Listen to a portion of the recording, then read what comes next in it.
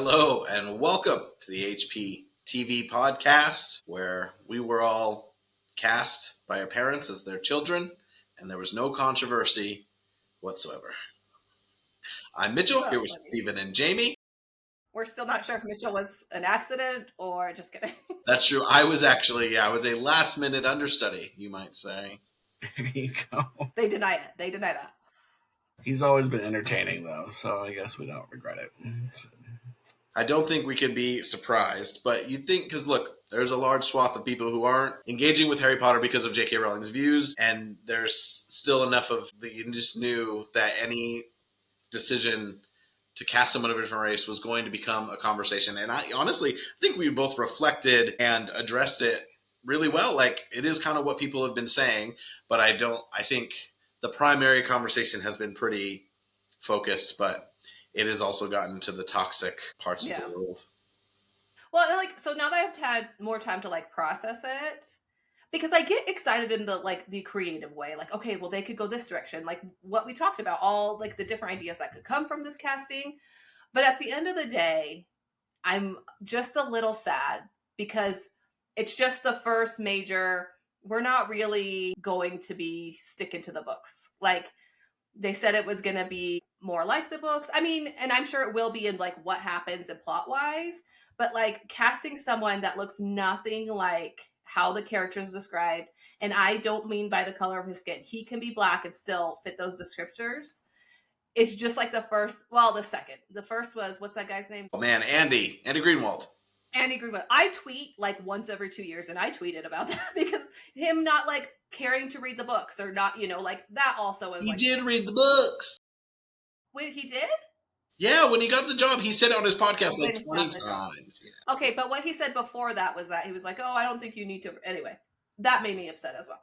But I'm not mad about it, but I'm just a little we're not going to get what I was hoping we were going to get. But now I can kind of let go of that and let it be something else. And that's what the movies have become to me. The books to me and the movies are very separate things. And I'm just going to have to start viewing this as that, which I was already kind of doing, but... It's going to be a new strand. And yeah, the thing is, I think it's not all, there is toxicity coming from racism, I'm sure. But to be fair, on Facebook and Reddit, it's mostly really been, this is a disservice, which sometimes if you're a white person and you're like, let me defend black people by being like, you shouldn't be this character, that also gets a little bit weird. But the truth is, #PapaTooSexy. How? And there's the Adam Driver stands who are just... pissed. And Adam Driver was never going to spend 10 years doing this, and he's too old. And well, some people said he would do it, and I'm like, maybe he said that without thinking. Maybe it was a comment. Oh, I would love to play Snape, but that doesn't mean he has the time or commitment or he's the right fit. But there's a lot of people pissed, and I'm like, I don't think it was ever gonna be Adam Driver. I'm sorry. I like Adam Driver, but get over it. I've seen that fan casting for years, and ever since they even had whispers of this, I'm like, sure, he would have done great, probably, but the fact that his day-to-day look and his known look and kind of Kylo Ren already look enough like Snape, it's do we really just then want him going into that role? I don't know. It's sad that people are, it's just the world we live in today though, right? Everyone has to take it to their own extreme, and so it becomes a thing. You got people on one side who are mad that they changed it. You got people on the other side who are like, yay, this is the best thing ever, and you're all terrible people for being mad that he changed it. But just because they want it to be faithful to the books doesn't make it necessarily a bad thing, but it's gonna be, and it's never gonna be exactly what we want, right? I think that's something I was about that with Star Wars. How Star Wars, when you have millions of fans in different pockets with their own views on things, it's so hard to do something that's gonna make everybody happy. And while I do think Star Wars probably missed the mark a little more than they should have, I think this is similar in the sense that you have to be able to have an artistic vision and go with it. And so whether that's, some changes in casting or production design or even tweaking the story in certain ways, I get it. I love it, but I also can't expect them to completely cater to what Steven wants. Hopefully the other millions of Potter fans understand that as well, that they're not going to get exactly what they're imagining. Well, and this is my thing. Of course, we all read books. We all imagine things differently.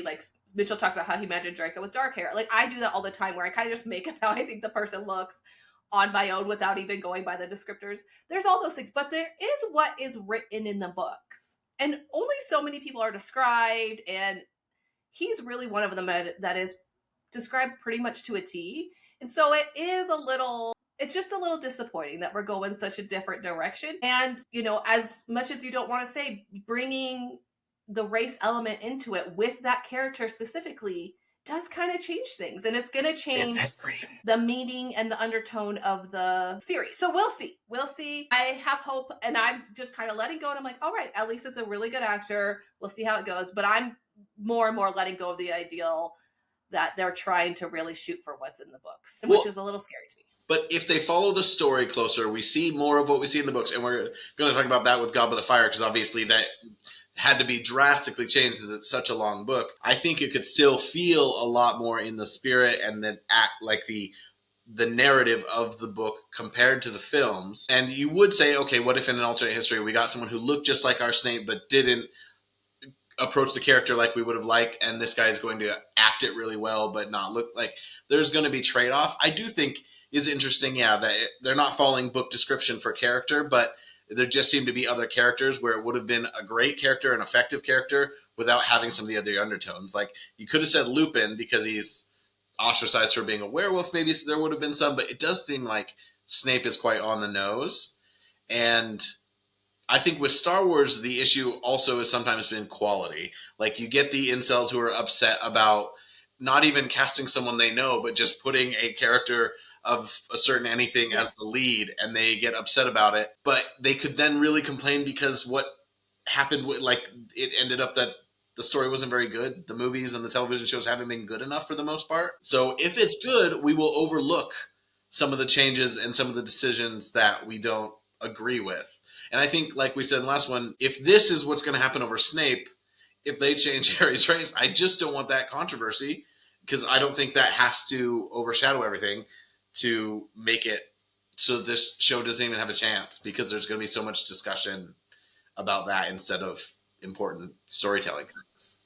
Well, and that makes me think, sorry, I know that we need to move on, but about Star Wars and how I really like Force Awakens. I'm always a Force Awakens stands. I know it's like some people don't like it. I love Force Awakens. But John Boyega talks about that he feels like because his character was Black, he was cut down a lot in the next two films and given, like, you know, in Last Jedi, he's given that like weird mission that has nothing to do with the story. It's really annoying. But he feels like he was sidelined because of that, because in other countries, it didn't seem like his character was received as well because he was Black. And I'm worried about them making decisions based off of that. Maybe that's the reason why they don't make Harry mixed or Black or a different race, because they're concerned about that. But then you have Snape just Black, and then Harry hates Snape. Like, it just gets so complex and complicated. I don't know, but I'm excited. And it is what it is. And I did get excited when we were talking about maybe diversifying. And if they do diversify Harry and other characters, I'm all right with it. I was just really hoping that we were just going to see what we read a little bit more on the screen. And it would never be perfect. It would never be perfect. Yeah. Well, there's a few things I was thinking about too, right? Because we talked about I think we're more worried about things like this turning off people, right? So that first season not getting enough of an audience that they don't continue it, right? But I also wonder about the aspect of, like, part of it could be to generate controversy, right? And HBO does take these things. Their shows tend to be very intense. They tend to add, there's extra gore and violence. There's, a lot of the insert sex wherever they can, a lot of these things in order to make them more intense. And so I wonder if those are undertones they actively want to include so that they can add layers, and maybe even controversy to it. It is a children's show, so just everyone remember Steven supports sex in Harry Potter. I didn't think about that in the bathtub scene. I was like, oh, this is actually quite pervy. Like, there's a clear implication that Myrtle is trying to look at Harry's wiener. His wand. I should have said wand. His wand. I watched with my son, and he's like, what's going on here? And I was like, well, it's a ghost. And she's like, he's in the bath. She's in the bath with him. And I'm like, I know, buddy. I mean, she's a ghost, right? So she can go anywhere. She's probably seen plenty of wieners up until this point, right? Well, she does mostly hang out in a toilet, but it is a girl's toilet, I will say. But she can go through that U-bend. Yeah. She had a thing for Draco. She goes to the lake sometimes, She likes a toxic man.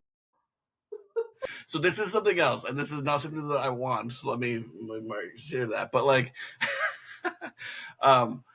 it's a bunch of, you get to a certain age, and it's a bunch of teenagers who all live in a castle in a school, right? Like, it doesn't get mentioned in the books, but a bunch of horny teenagers, things probably happen, and I'm really curious on if anyone's going to go that route, and I hope they don't, because that's not what the story is about. Isaac's always like, "What happened with Ginny and Harry under that tree?" I'm like, "Shut up! You're ruining my childhood." What happened with Ginny and Neville after the Yule Ball? Nothing. He got some smooches. He got to second, but at least halfway between first and second base. Come on. We did it. There was at least some knee touching, some patella fondling. No, Jenny only went with him so she could go to the ball. She did, but then the implication is that they were friendly, which is fine. Poor Harry got Neville's sloppy seconds. That's what Neville got away with not being the chosen one and got to Ginny first. He's the true champion of the books. Okay. Hey, let's be real. Ginny dated quite a bit before Harry, and that's, we don't know anything about that. Yeah, Ginny from, let's say, 14 to 17, dated 3 guys, really, and maybe hung out with Neville. That's pretty normal. She's getting the Taylor Swift treatment, okay? Taylor has a really normal pace of love life. Okay. All right, let's move into the... Don't want to go down the Taylor Swift rabbit hole. So let's talk about Goblet of Fire. Where to begin? Where does this rank? I will go first because Jamie sent me an interesting, very positive message about this at some point last night. And I woke up being like, because I enjoyed it, but I thought it was worse than I remember. So, it was better than there's a couple things that bother me about it. I think we'll get into I think there was some over directing. There's some really weird little character moments, and it has to jump around. It does not flow that well for me.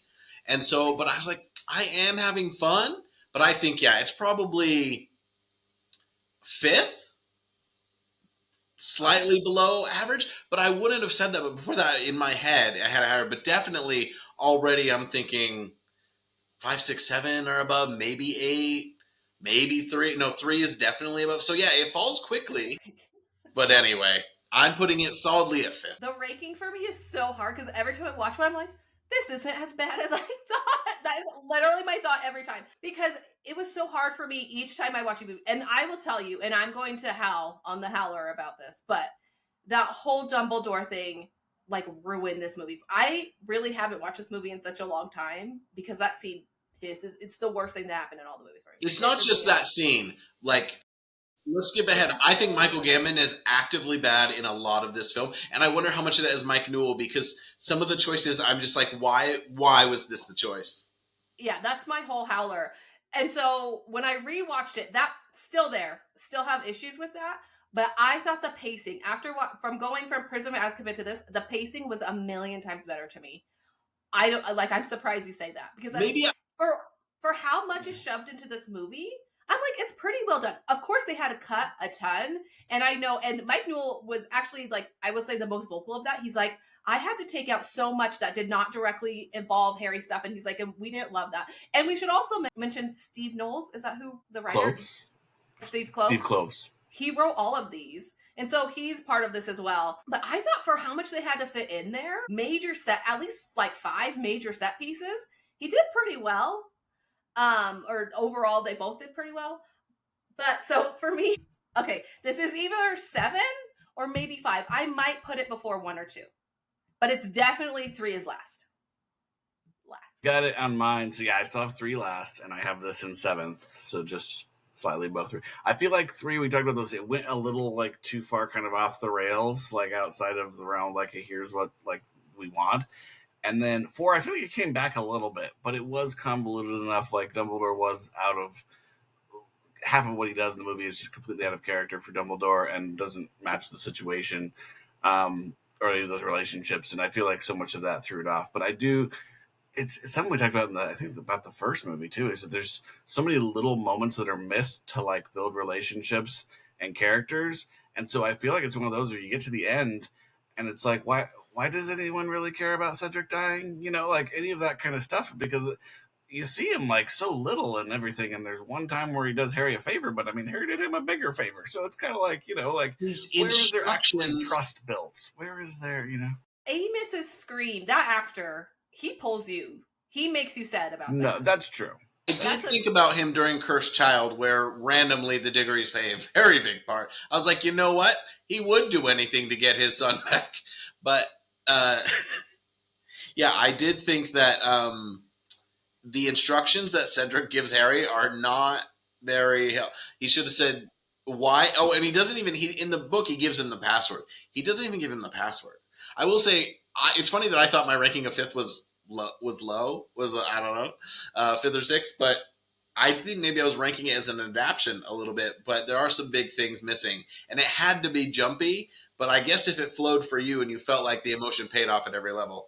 I thought the pacing was better than the last one. And I'm sad about a lot of things that were cut. This was my favorite book for a long. I love this book. All right, let's move to the Howler. And Jamie, you go first because I have three big cuts, and I'm curious if they are similar. You don't have to focus on cuts; you can just focus on the bad. But well, I have a couple, and then I have a message. But house elves, sad, gone. The whole S.P.E.W thing, I understand a little bit, but Dobby, come on, give me my Dobby. I hate the maze, awful. What was even the freaking point of that thing? And this is dumb, but it's one of the lines I hate in any movie. And it's the end when Hermione goes, "Everything's gonna change now, isn't it?" And it's just like so awkwardly delivered. And Harry's like, "Yep, bitch, it's gonna change." And then one of my notes was that this was not Emma's best movie, but like her acting leaves me wanting in a few scenes. I was like, ew. She had some good moments in this movie. I will say, you could tell that she's worked on it a little bit, but I also think she was like over directed, like Mitchell said. And then my last one is Michael Gambon, my man. R.I.P. One of the greats. Pedigree, more talent than I will ever have. I have zero talent. This man had a lot of talent. What the hell were you doing? Why are you grabbing my man Harry like that? Not cool. And I don't know whose idea it was. Was it Steve's? What is Mike's? But you need to calm down. And why are we doing that? When then in the next scene, we see Dumbledore kind of like going through it with the staff. Like, show that then. Dumbledore's supposed to be pensive. He's supposed to be thinking. He's supposed to be like, okay, this just happened. Dumbledore knows immediately that this was not Harry. He would not accuse Harry of this. He's thinking, who did this? What do I do? But he's staying calm. Because that's all Dumbledore does, which is annoying a lot of the time, but he stays calm. Mother effer. R.I.P. I'm sorry, but why was this decision made? It ruins everything. It pisses me off.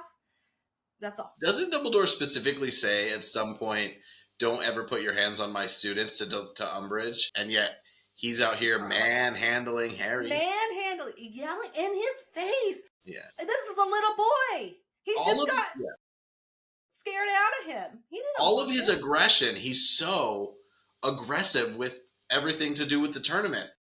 Yes. Okay, and I will say that whole thing with Dumbledore. I'm like, why does anyone want to do this? He's acting like it's a funeral march. Okay, sorry. I'm going to save my what's missing for later as we map out what we need to see because it's mostly expanding things. But my bad. I think Crouch is also a terrible act. Like, I think that was terrible acting. He shouts, he speaks quickly. There's no nuance to anything he says. Like, the thing where he's handing out the dragons, like, ooh, it made no sense with anything else. Like, I think Mike Newell gave some weird direction because, like, Hermione's scream during the first task, I'm like, maybe that is, like, fun because it's quite natural. And then her shouting about not being an out, she has a few little lines. But yeah, everything Crouch does, and Crouch is such a Bagman and Crouch being the chapter name at the beginning when you're getting these two ministry guys are so interesting, and I want the Bagman gambling story so bad. But I have that on my list. Crouch just and his emotion that plays into the fact that his son is part of this betrayal. So I meant to look. Where was this in David Tennant's career? Like, it's a pretty good get. It was a pretty good call by them to cast him because this is pre a lot of the big stuff he did. But I think he had done some stuff before. But Fleur's sister being at the opening feast bothered me. Why would she be there? Ron has this epic glare towards Harry when Harry becomes champion, and the continuity before it is horrible. Like, you can see Ron doing something different, and then it flashes to his ISO shot, and he's got a different look on his face. Really bothered me. Rita Skeeter, not that well done. And I'd like to see her little bug be super, super subtly added throughout a bunch of scenes. Harry needs to procrastinate the egg, and that needs to be more of a panic. Like, that will help with time, as we have time to put it out. The biggest flaw in the book that also pisses me off in the movie is the fact that they studied for 2 straight days and couldn't find the bubblehead charm, which sounds pretty chill, pretty normal, that people Come just on, Hermione. would just do it. And then, the mannequins in the water during the second task, they all look so fake. They They all look do. so bad.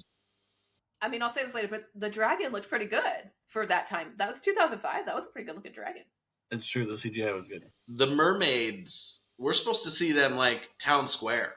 And like they made them a little too primal. I don't know. I don't need them to be like Ariel.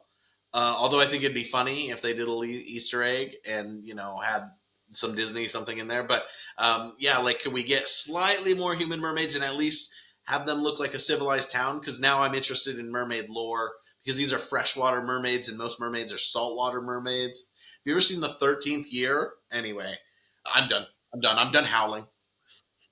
The Disney Channel original movie, kids. Decom. With the guy from You Science. guys did take all the good ones, or the big ones and stuff. But I think for me, I just kept writing the word in my notes. I wrote abrupt.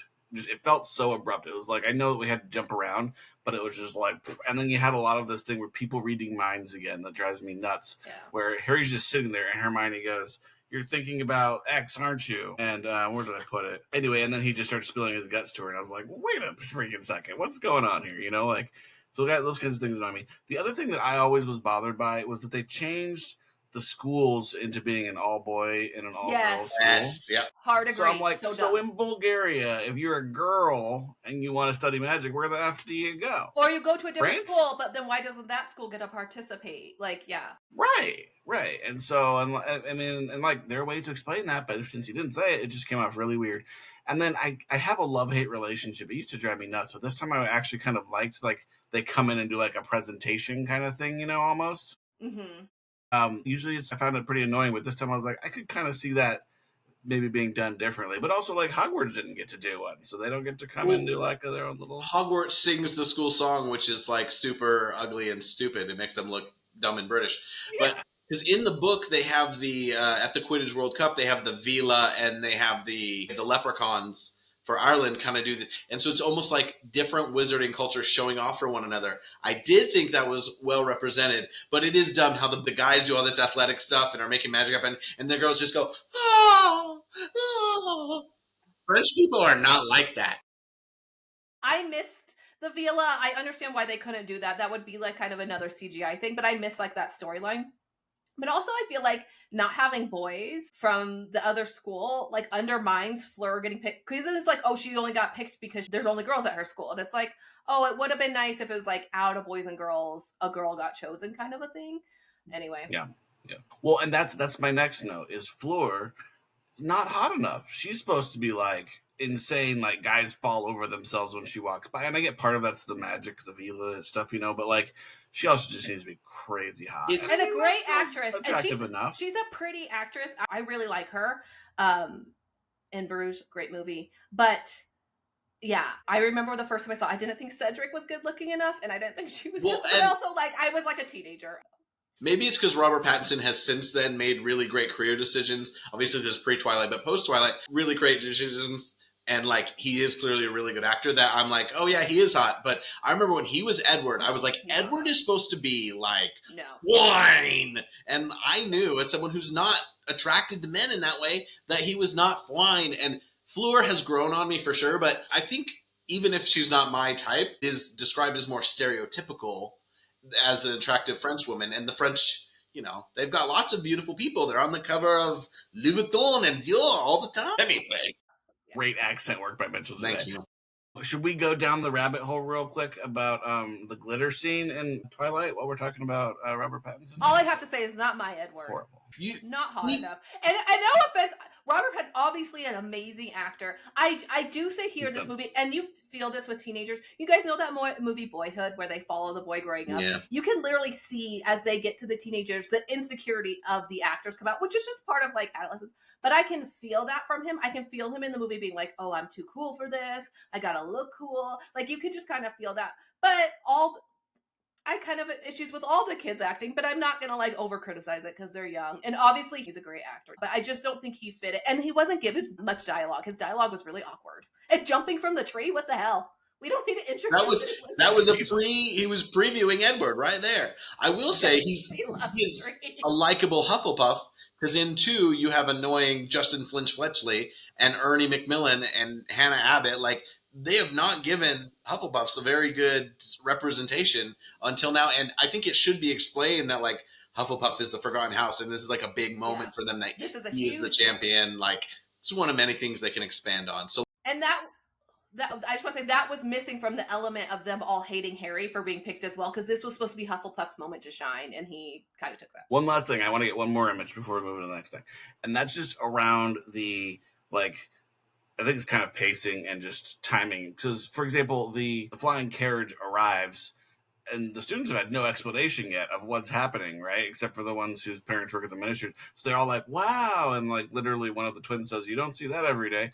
But there's no like, why the heck is there a flying carriage here? And then at dinner, all of a sudden, it's like, hey, we're having a Triwizard Tournament. In the books, those are flipped, obviously. Find about the welcome feast. And then later at Halloween is when everybody shows up and they do the Goblet of Fire, right? And this time I know that they didn't have timing to do 2 feasts and all that kind of stuff. But like just the continuity of like, you gotta, I don't know, give people what's going on before you start having people show up. And then I think it was also tied to that was just, why doesn't anyone ever tell Harry anything? Like, he's just constantly getting blindsided by God. He shows up to the ball, and he's like, okay, I have to get a date. So he got a date. He shows up to the ball, and she's like, oh, yeah, you're opening the ball. You didn't know that? And he's like, no, I didn't freaking know that. Why would you tell the kid that he's opening the freaking ball? Come on. Like, in the book, he does find out during the so much of that. He should have known. It's true. He gets dance lessons and stuff to prepare for it and everything. But and I feel like it happens enough in the books where it's like, this kid's been in this world for how many years now, and he hasn't found this stuff out yet. Like, but I get part of the story has to have that. But just like in this movie, I feel like he just kept getting blindsided by things, and it's like, someone sit the kid down and tell him what the F is going on. I know. Well, just like Harry in general throughout these movies, it's like the one protagonist in history that really drives none of his own plot going forward. I guess in one, but it's like, gosh, my guy, everyone's just pushing you around, not telling you. It's lucky that he's he reacts to things quickly and rolls with punches, because otherwise, like, none of this would have happened. So I'm done now. We can move on. For the pensive, the first category is easy changes that could have been made. So I had major things that needed to be expanded because we have more time, and minor. So I'm going to use my minor ones, I think, here to just say, here's some changes that could have been made. We could have met Charlie. I think he could have been. Yes. Because he really is supposed to show up 3 times. And at the end, when he shows up with Mrs. Weasley, is quite a touching time in the book. If we would have that moment. Yeah. 3 little scenes with him would have gone a long way. Also, there were some moments where I was like, Seamus and Dean are just kind of chilling behind Harry after the second test. I'm like, let's give them a line. They need to be, I know they're never going to be like the closest 5 guys in that dorm. I was like, let's give them some stuff to do. But yeah, I want Peeves dropping balloons, which is something I always remember about this. I want Percy starting his turn to the dark side. And the Omnioculars and the Rwanski feint. Like, let's actually see. I want, of course, a very expanded, and we'll get into like how long this season should be, a very expanded World Cup opportunity. The 422nd World Cup, that means Quidditch has been wrong for a long time. And they still haven't fixed the rules. And like setting up the camp and seeing how inept these wizards are at some things would be funny. I love the tent reveal of the tent being big. And then the last one is show all the champions doing each task. I want to like spend time, especially the first task, see how they each got past it, because we learn about their personalities from that. And the Harry stuff, flying off with the dragon and just being in the tent, I know there was literally not time for it. It's a cut I can forgive, but I think that is a change that it could have been 4 quick scenes. I don't know.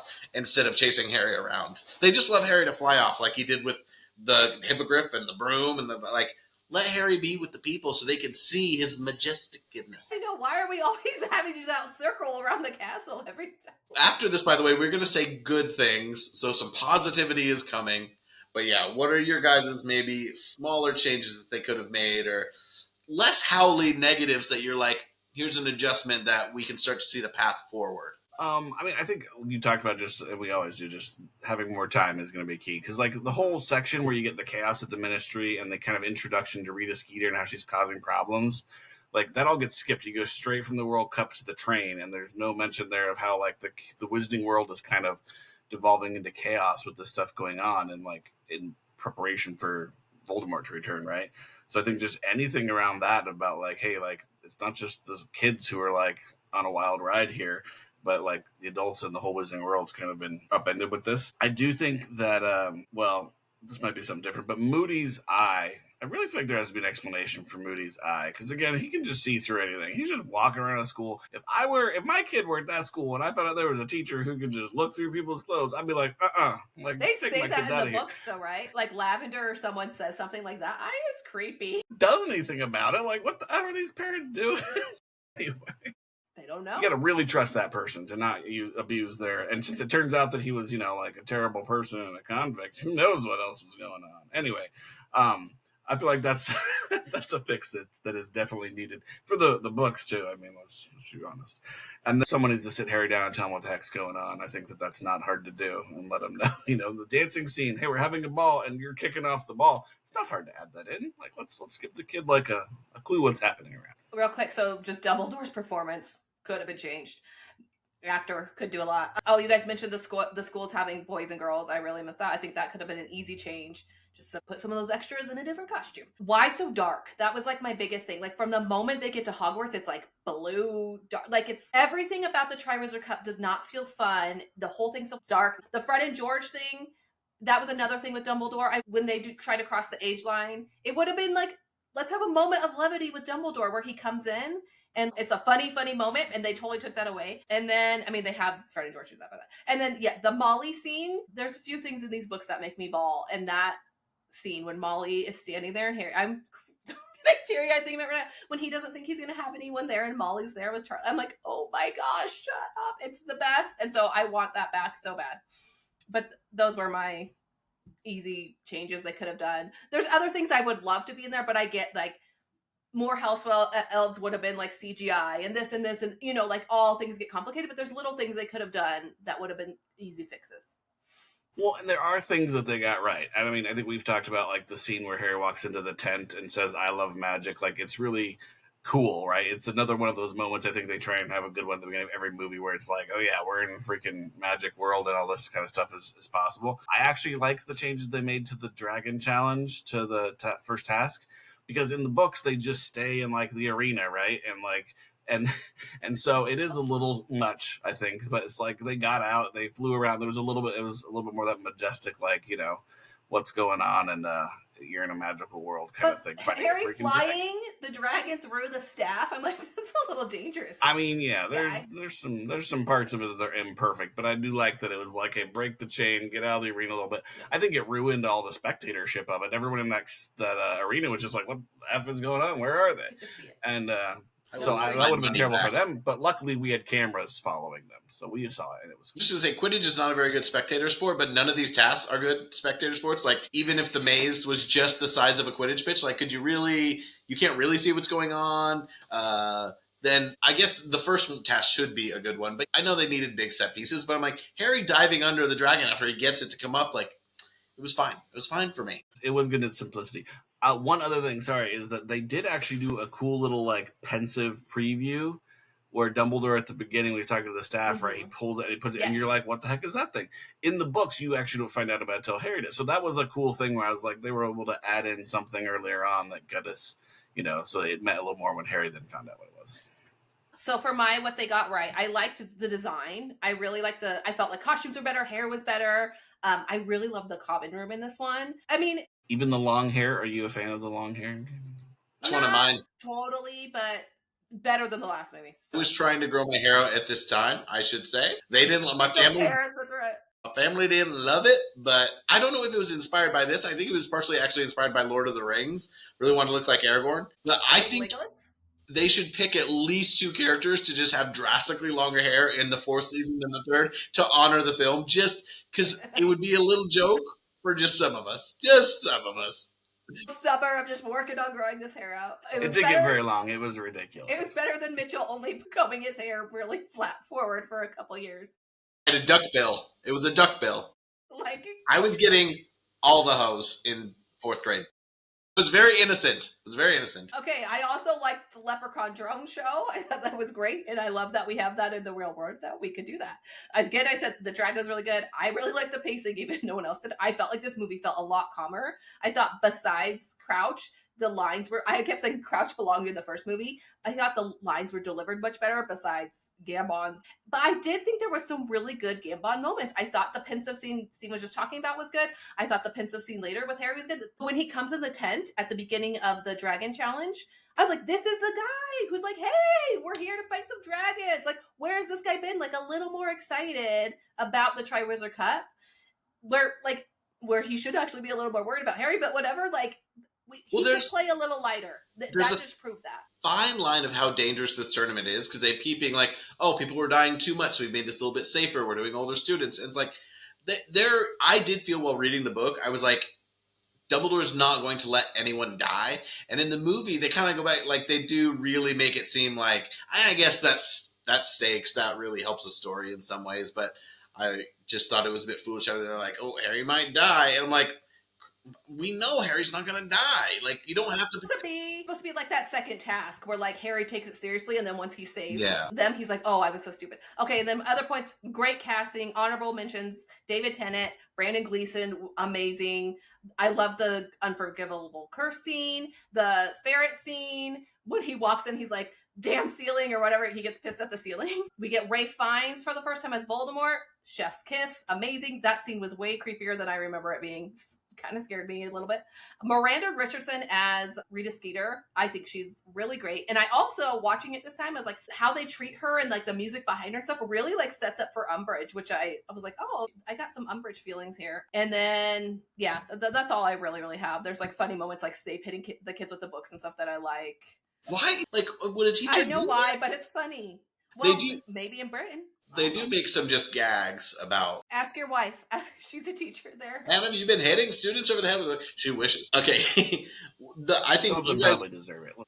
You guys have named most of the good things that I think I enjoyed about it. I think there was a general spirit of like the kids are like allowed to be a little bit more fun and free in this. And at the beginning, there was some of the choppiness did almost feel like a montage, and that almost worked for me because I knew there was ground to cover. And yeah, I don't blame the movie for some of the jumpiness, but it just felt a little bit too jumpy at times where I was like, I don't feel the payoffs. But anyway, that was too negative. It could have been 2 movies. It should have been. I always say this one had more right to be because the 5th movie, while it's the longest book, it covers a lot of talking, a lot of story development. Not that you want exposition to be delivered too much in dialogue, but this one had events, it had set pieces, and it added so many characters that didn't get in, and while we're still trying to get more of other characters. But along with the lines of the kids being kids is I like the Yule Ball. It didn't quite feel like Hogwarts to have the band, but the band going hard and the kids jumping around and dancing and Harry and Ron just being absolute turds. Like, I feel so bad for the Patil twins. They deserve a story arc. Like the Patil twin and Lavender should be friends in the show and have some weird little gossipy side thing. And I think the whole Harry and Ron mistreating them, I was like, why would you not go? I don't understand why they didn't. But I did think Hermione being mad at the end of the night and her moment on the stairs, I was like, it felt cheap. I feel like they cheated, but I was like, you know what? It worked on me. Like her having this very much like almost 80s film teenage girl moment. I thought that was all a lot of fun. And Harry and Cho, first of all, Harry dropped the ball. Cho was into it. Like if he was just so slow, and that's why I think we need that time between tasks. Like one of the big things I was like the time between Harry not figuring out the second task stuff, that includes the Yule Ball, him procrastinating. That's also like we want to feel Harry not asking a girl out for like a full episode, and then he gets disappointed at the end. But I think he didn't have Riz, but she was kind of into it. He fumbled the bag. All right. So going into the Marauders map, because I think we're already kind of there. The things they need to expand for the show, right? The things they need to flesh out. The Yule Ball is definitely one of them. That's where all of the, like, Harry and his friends specifically are, like, 14 now, right? They're getting into that, like, okay, we've got hormones and we're interested in the opposite sex and we want to, do it. And then there's a dance on top of that, right? So it's like there's a reason to ask people out. I feel like there's so much story there. And yeah, the stuff between, all the side characters and who's going to ask who and all that kind of stuff. I feel like there's a lot to work with there. And you can even get into some of your 80s movies, like type of, dynamic there with everybody and the popular kids and stuff. And so I think that could be a whole episode. I think the Yule Ball could be an episode by itself, but I think the prior episode probably should be very Yule Ball preparation heavy, even though there's probably other stories going on. Well, I was going to say, you could do like a quick prep for the Yule Ball and then having the Yule Ball maybe in one episode. Yeah, that's possible. That's true. Can I just run through my list of things to be extended for the show? Yeah. So I have S.P.E.W, House Elves, Dobby Winking, Bagman, the Gambling Debt, Introducing the Goblins, the Roberts, the Muggle Family. I feel like that scene, I feel like they do a pretty good job in the movie showing that scene at the beginning where the Death Eaters show up, but them torturing the Muggles is like, for one, I was like, holy crap, why was I reading this as a kid? But also like just very important to the story, raises the stakes. Barty Crouch Jr.'s whole backstory, fix the maze, make it better. The whole hospital. Oh, the tongue thing. I forgot about the tongue thing. Oh yeah, the tongue thing. The whole that was my big one. Tongue, Toffee. Yes, the Dursleys. So I like the World Cup, but I just wish it was done more like the book. And I don't get why Harry couldn't be in the top box and all that stuff, but whatever. The hospital wing, and then I want to see more training for the Triwizard, which I think you guys kind of mentioned. I think those could be really great episodes, like not quite bottle episodes, but just like in the castle, a little more of the like dramatics, but also Harry training for whatever the next task is with Hermione. Yeah, I think you guys mentioned pretty much everything. We could get more of the Hagrid prejudice stuff, and that is part of the Yule Ball is that they find out that Hagrid is half giant for sure, and then we get some of his backstory. We get a little bit of his romance, which is kind of treated as a joke. Maybe it is kind of a joke, but I think that would help with Hagrid. Also, Hagrid is a better first name. I would just like to put it out there, like every way it's ever used, it should just be his first name.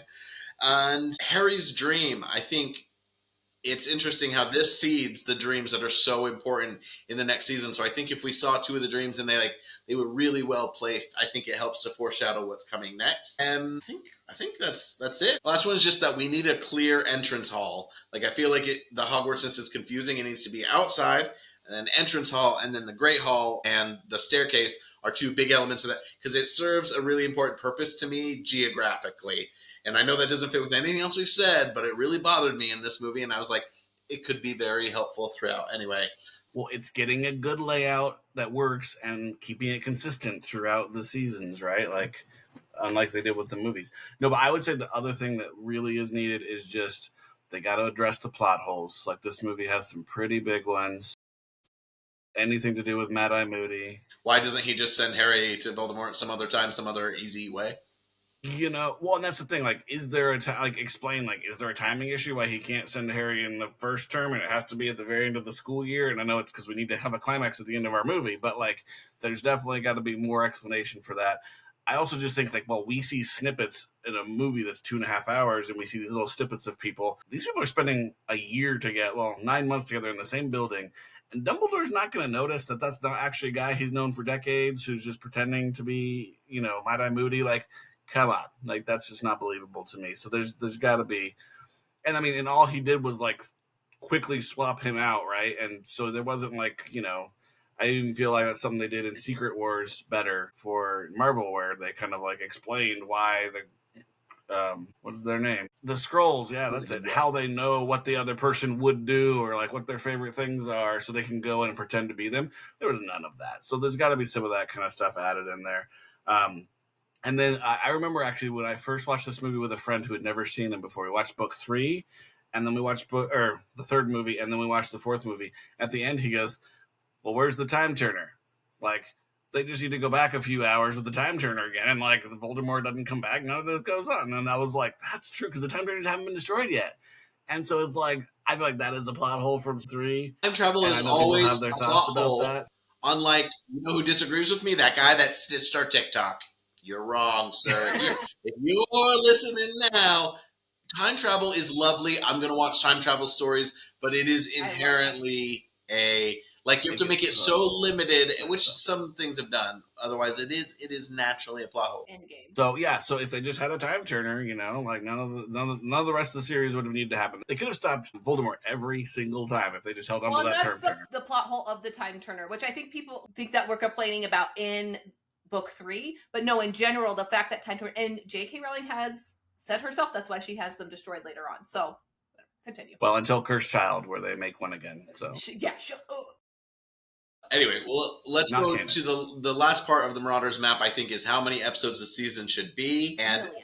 this could be the second longest season behind Deathly Hallows, I think. And I don't mind if it changes season by season. I think there need to be 2 full episodes before we get to Hogwarts. At least. Like, Yeah. the Quidditch World Cup, Harry going to the, like, getting there, the Dursley stuff, and then the Quidditch World Cup. Like, I think Burrow. there need to be 2 episodes before then Durmstrang and them come. We need the announcement at the end of episode 2, maybe beginning of episode 3, and then we need to feel that time where you're like, they're coming, the tournament's happening. I don't think they'll do 2. I think they'll do 1. But I think it just feels like even if they cut it like once they get to the World Cup and they're like excited for the game, or there's like a cliffhanger in the game, but that whole scene where the Death Eaters show up, man, that's so important. Like that has to be an episode. You need Harry to feel that, and then like the coming back to the Burrow after that, and the come down from that, and Mr. Weasley getting in trouble. We need to feel that time. So I think we literally need 4 episodes before Bobat and Durmstrang show up. Why are you laughing? Is that how I pronounce They're not Bobat? going to do it.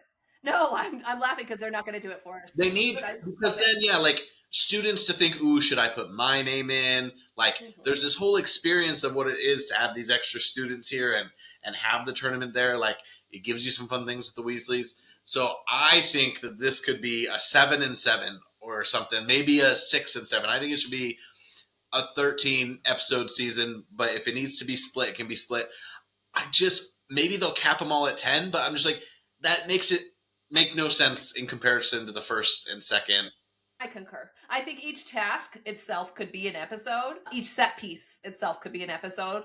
But then there's so much happening in between. There's so much of the political world building that we need to know about, because that's how Voldemort takes over this time, is really through politics and just, I mean, man, from even the beginning scene.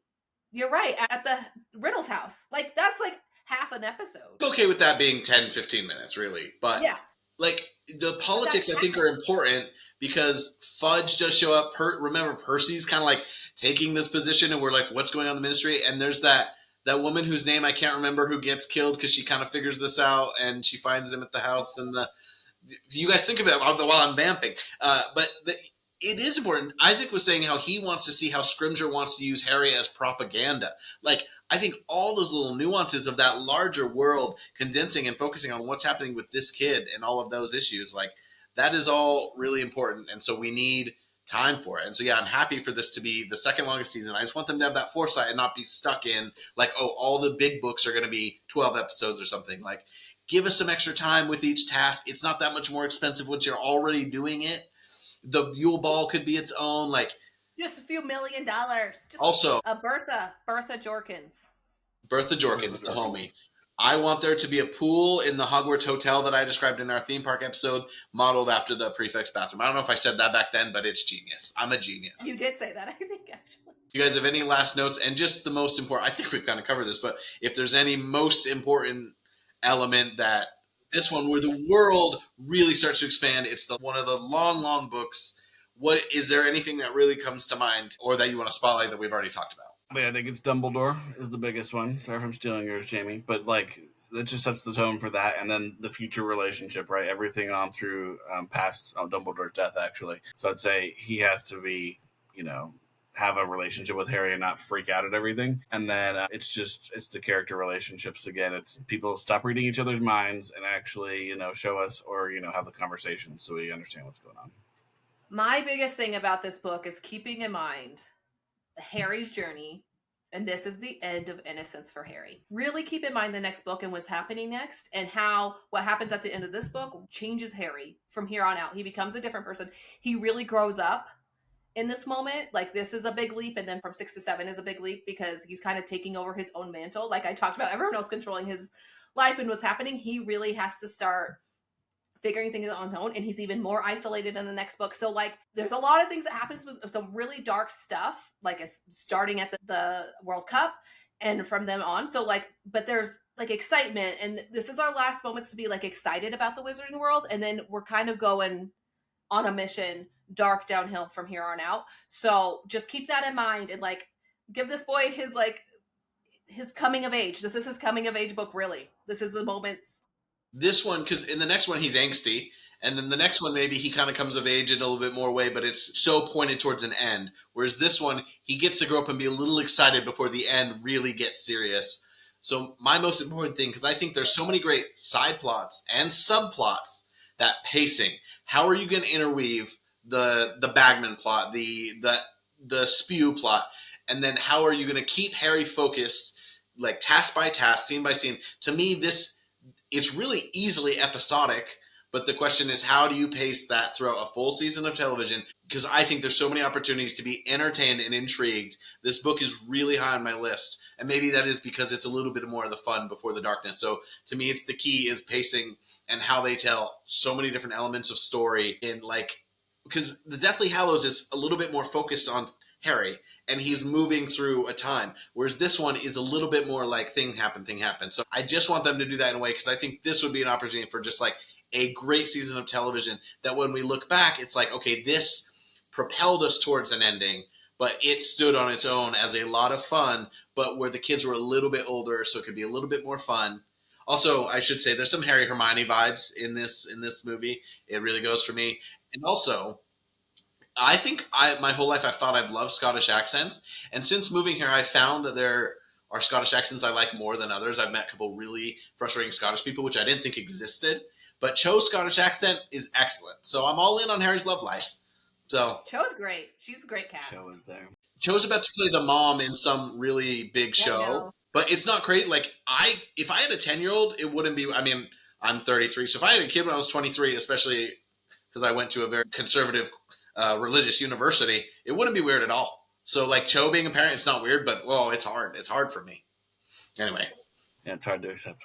Well, and I think too, because like you talked about, it gets darker after this. This is actually kind of the last like fun stuff, right? After this, it turns so dark. I feel like. Well, there are fun things in the next book, years. but it's like Well, there are. fun and Yeah, the reaction. next Like two. the Weasley the twins are so fun. Like there's funny moments, there's moments, But it's just like, in you know, by reaction then- to the sadness, and there's this underlying like now we know. It's like Right. once you know, and now we know. It's like everything's going to crap. Voldemort is a lot. You know, book 5, it's all happening, and so I don't know. I feel like the tone just changes drastically. But this is a chance, like you get to see, you learn about other countries, you get to learn about what other wizards and witches do, and kind of all the crazy contraptions and ways that they can travel and stuff. Like I feel like there is a lot of excitement to be had, and to a degree, I kind of see it as a last hurrah before it's like, okay, now crap gets real dark, and we got to grow up because now we're fighting the bad guy. Also setting up for any future spin-offs within the world, because this is the biggest world building. Yeah. One. I think that's important. Yeah, we see these other countries, and I don't love how Jo's organized the world from her perspective when she says, "Oh, these are the other 2 bigger schools," but like Durmstrang is like really crappy, and Beauxbaton's in a palace, and it's just like the whole north of Europe goes here, and west of Europe has 2 schools. Like, what's going on with the Italy would have its own school. That's all I'm saying. But anyway, I think it is fun. I think the world of Quidditch is fun. I think there's just so much opportunity to have a good time with this. But also let us know your thoughts. Email us at hptvpodcast@gmail.com. Find us on all the socials. Follow us on Instagram and TikTok at HPTVPod. Yeah, you can look forward to an episode next week. And then we're going to be talking Order of Phoenix the week after, as always. But I could go on about Goblet of Fire for ages. I'm having a hard time. It turns out I really like this book, which is I think why I was like hard on the movie, but I still really enjoyed watching it. We're gonna have another taste test next episode also as well, so stay tuned with the HPTV podcast. Did you guys have any closing goblety thoughts? Sorry, Michael Gambon, rest in peace, but I'm just passionate about At least he's not alive to hear you curse his name. I didn't curse his name, just his performance. It's probably more offensive. All right, peace out, snitches. Bye.